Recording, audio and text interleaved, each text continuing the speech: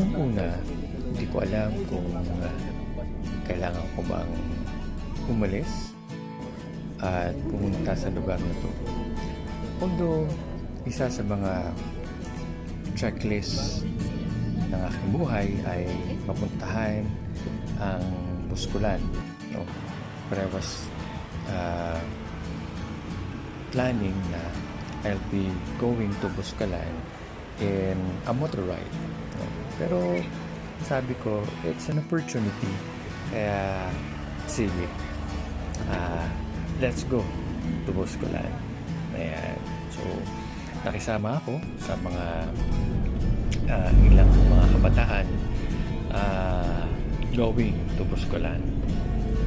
And habang nagta-travel, it's around roughly 11 to 12 hours ang biyahe. Though we have a schedule na dapat around mga 6 or 7 ng umaga ay nandun na kami. Dahil sa mga hindi inaasahang pagkakataon sa daan at upang maging safe ang aming trip. So mas minabuti namin na maging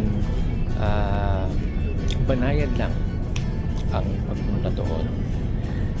At isa sa mga realization going to Busculan pa lang ay ang layo mula sa Cavite going to Benguet. So,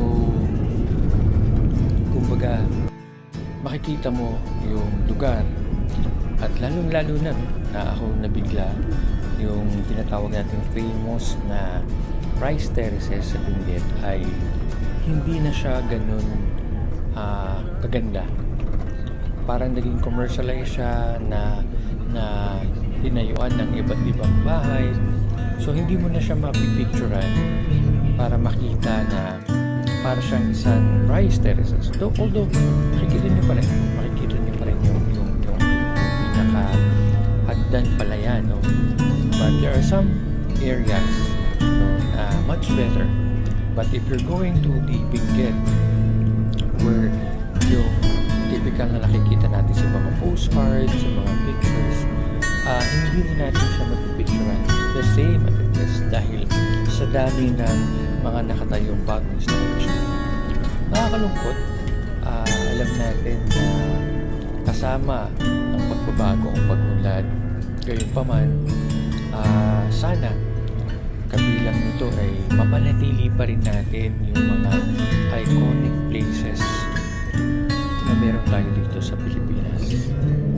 And ito nga, we are going to Buscalan, and this will be our first time to make Apo Wangkod.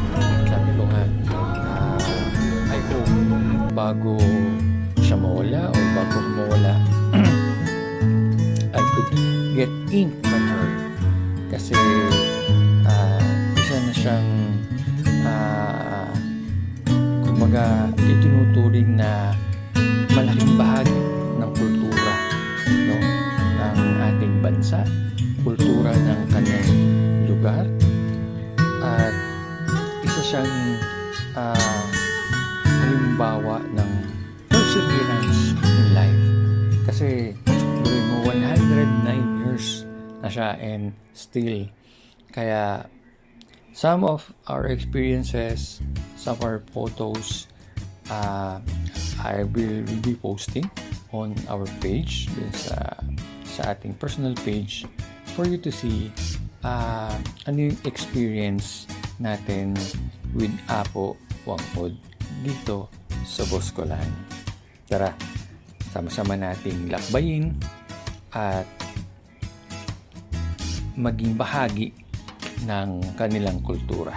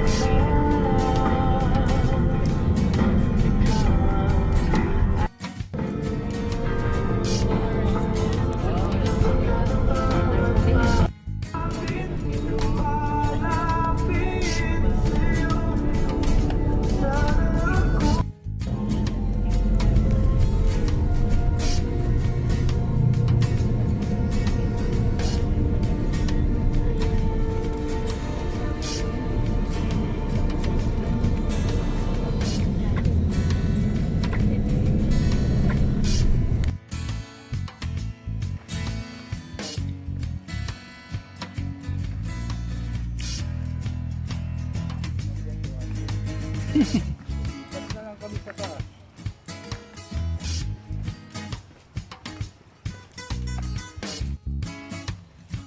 Yan, good morning, good morning. Ayan, so papunta na tayo ng bus ko lang tuloy. Kilawang Mangkod Village. Ayan.